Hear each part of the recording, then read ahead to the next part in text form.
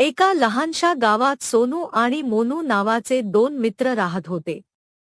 सोनू नेहमी स्वच्छता ठेवायचा, तो नेहमी हात धुवायचा, घराभोवती साफसफाई करायचा आणि स्वच्छ पाणी प्यायचा.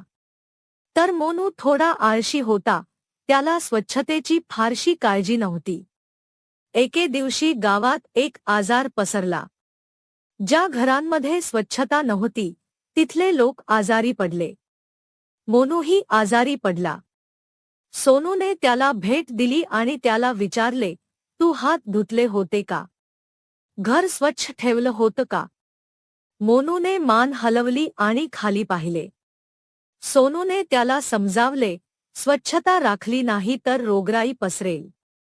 दरवेळी खाण्यापूर्वी हात धुवायचे, शुद्ध पाणी प्यायचं आणि घर, अंगण स्वच्छ ठेवायचं. मोनूने ठरवले की तो सोनूचे